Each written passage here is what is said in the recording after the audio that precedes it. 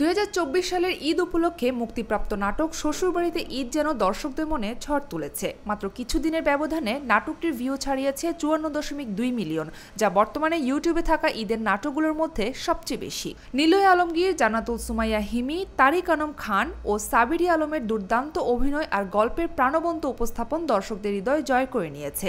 নাটকে নিলয় আলমগীর যে অভিনয় করেছে সেটা একেবারেই প্রশংসার যোগ্য। অনেকে আবার তাকে তুলনা করেছে অপূর্বর অভিনয়ের সাথে।